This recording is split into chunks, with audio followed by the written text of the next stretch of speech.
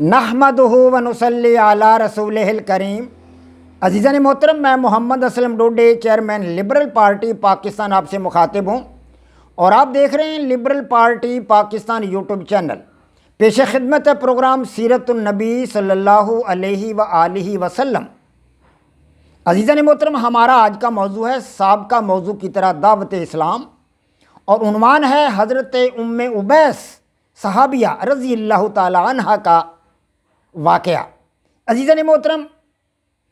نبی علیہ الصلوۃ والسلام کو جب اللہ تبارک و تعالیٰ نے اپنی طرف سے اپنا پیغمبر منتخب کیا تو حضرت صلی اللہ علیہ وآلہ وسلم نے اہل مکہ اور پورے اہل عرب کو 3 سال تک خفیہ تبلیغ کی، اور خفیہ تبلیغ کے بعد اللہ تبارک و تعالیٰ کے حکم کے مطابق آپ صلی اللہ علیہ وآلہ وسلم نے عام تبلیغ کا اعلان کیا۔ اس دوران بہت کم لوگوں نے اسلام قبول کیا، کیونکہ عام لوگوں کو پتہ نہ تھا اسلام کا، تو نبی علیہ الصلوۃ والسلام خفیہ طریقہ سے، خاموش طریقہ سے تبلیغ کرتے رہے۔ ان ایام میں، ان دنوں میں، اس وقت اور اس عرصہ میں جن لوگوں نے اسلام قبول کیا ان لوگوں کو بے انتہا تکالیف سے دوچار کیا گیا، بے انتہا ان پر ظلم ڈھائے گئے۔ خاص طور پر یہ وہ لوگ تھے جو کمزور تھے، ناتواں تھے، خاص طور پر غلام اور باندیاں تھیں جن پر اہل مکہ نے بڑے بڑے مظالم ڈھائے اور ان پر تکالیف کی اور صوبتوں کی حد کر دی۔ انہی لوگوں میں سے ایک صحابیہ حضرت ام عبیس رضی اللہ تعالی عنہ بھی ہیں، تو ان کا واقعہ آج آپ حضرات کے سامنے بیان کرنا مطلوب ہے۔ عزیزان محترم، حضرت ام عبیس رضی اللہ تعالی عنہ ان صحابیات میں سے تھیں جنہوں نے ابتدائی زمانہ میں ہی اسلام قبول کر لیا تھا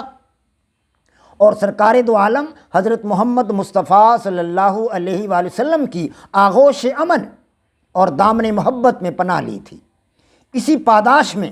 انہیں ظلم و ستم کا نشانہ بنایا گیا، کیونکہ کفار مکہ ہر اس شخص کو، ہر اس فرد کو تکلیف کا نشانہ بناتے تھے، ظلم کا نشانہ بناتے تھے، ستم کا نشانہ بناتے تھے جو اسلام قبول کر لیتا تھا، اور اذیت ناک حالات سے دوچار کرتے تھے۔ حضرت ام عبیس رضی اللہ تعالی عنہ کے ساتھ بھی ایسا ہی کیا گیا، بلکہ بڑھ کر تکالیف دی گئی انہیں۔ عورت ذات تھیں لیکن تمام تکالیف صبر و شکر اور ہمت و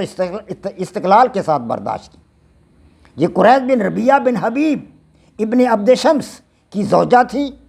اور جن سے عبیس بن قریظ پیدا ہوئے، اور اسی طرح اپنے بیٹے عبیس پر ہی ان کی کنیت ہے ام عبیس، کیونکہ عبیس ان کے بیٹے کا نام ہے۔ تو یہ ایک کڑے اور جاں غسل وقت میں بنی زہرہ کی قید میں آئیں، انہوں نے اسے اپنا غلام بنا لیا۔ اسود بن عبد یغوث جو ایک معروف سردار تھا مکہ کا، اور مکہ میں اس کی بڑی جاگیر تھی، بڑا ظالم اور جابر شخص تھا، اور نبی علیہ الصلوۃ والسلام کا کٹر مخالف تھا، اور بڑا زبردست طریقہ کار سے آپ صلی اللہ علیہ وسلم کی مخالفت کیا کرتا تھا، اور لوگوں کو بھی قائل کرتا تھا کہ محمد صلی اللہ علیہ وسلم کا راستہ روکو۔ تو اسود بن عبد یغوث نبی علیہ الصلوۃ والسلام کا راستہ روکنے میں پیش رہتا تھا، اور یہی وجہ تھی کہ جب یہ باندی اس کے ہاتھ لگی تو دولت مند ہونے کے ناطے یہ شخص اپنے تکبر اور غرور اور گھمنڈ کی وجہ سے اس کمزور، بے کس، بے سہارا اور ناتواں ام عبیس کو ظلم و ستم کا نشانہ بناتا۔ یہ ظالم شخص ام عبیس پر کوڑے برساتا اور اسے دھوپ میں اس کے جسم کے قمیض اتار کر اسے گرم ریت پر لٹا دیتا، اس کے کپڑے پھاڑ دیتا اور چہرے پر تھپڑ مارتا۔ جب کوئی بس نہ چلتا تو لاٹھیوں سے مارنے لگ جاتا، اور یہ ظالم بار بار کہتا تھا کہ محمد صلی اللہ علیہ وسلم کا نام لینا چھوڑ دو، خدا کا نام لینا چھوڑ دو، اور کلمہ لا الہ الا اللہ محمد الرسول اللہ سے انکار کر دو۔ لیکن حضرت ام عبیس رضی اللہ تعالی عنہ یہ تمام تکالیف برداشت کرتی رہیں، دکھ سہتی رہیں، مصائب برداشت کرتی رہیں، لاٹھیاں کھاتی رہیں، تھپڑ کھاتی رہیں،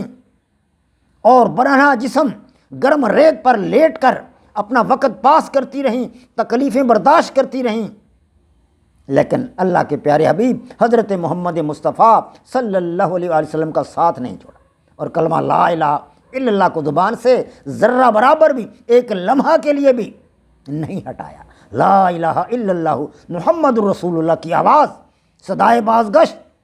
ان کی زبان سے ہمہ وقت جاری رہتی تھی۔ تو وہ ام عبیس رضی اللہ تعالی عنہ کو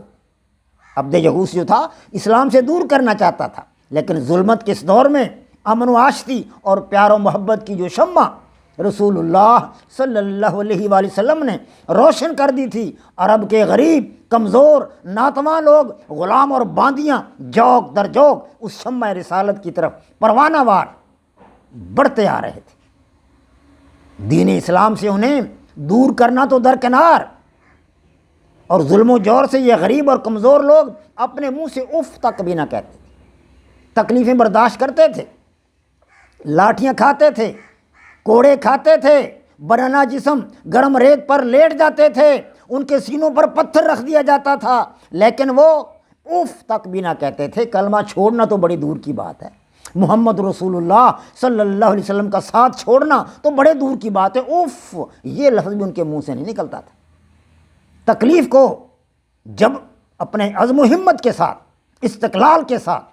پامردی کے ساتھ، جمع مردی کے ساتھ تکلیف کو برداشت کر جاتے تھے۔ یہ تھے اولین صحابہ اور صحابیات جنہوں نے ایمان ہم تک پہنچایا۔ ہمیں تو گھر بیٹھے ایمان مل گیا، ان لوگوں نے تکالیف برداشت کی ہیں، کوڑے کھائے ہیں ننگے جسموں پر،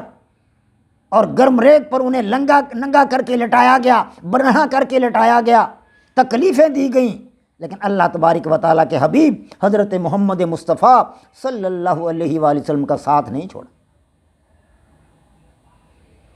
اللہ اکبر، مشکلات سہنا، تکلیفیں سہنا، مصائب سہنا اب ان کی ایک عادت ثانیہ بن چکا تھا، انہیں تکلیف ہوتی نہیں تھی۔ جب وہ مارتے تھے، کوڑے برساتے تھے، ظلم کرتے تھے تو انہیں مزہ آتا تھا اللہ کا نام لینے، حضرت محمد مصطفیٰ صلی اللہ علیہ وآلہ وسلم کا نام لینے میں مزہ آتا تھا۔ نبوت کے پہلے 3 سالوں میں 55 افراد، 100 نہیں صرف 55 افراد، نبوت کے پہلے 3 سالوں میں 55 افراد نے اسلام قبول کیا تھا، جن میں 9 عورتیں شامل تھیں، اور ان خواتین میں جو 9 خواتین تھیں ان میں حضرت ام عبیس رضی اللہ تعالی عنہ بھی شامل تھی۔ ام عبیس کو دین اسلام کے ساتھ بے حد لگاؤ تھا، بے انتہا محبت تھی، وہ اپنا سب کچھ دین اسلام کے لیے قربان کر چکی تھیں۔ ان کے پاس تھا کیا؟ لونڈی تھی، غلام تھی، اور انہیں دین اسلام کے ساتھ اس عشق اور سرمستی میں، وہ اسود بن عبد یغوث کے مظالم برداشت کرتی۔ ایک دفعہ حضرت ابوبکر صدیق رضی اللہ تعالی عنہ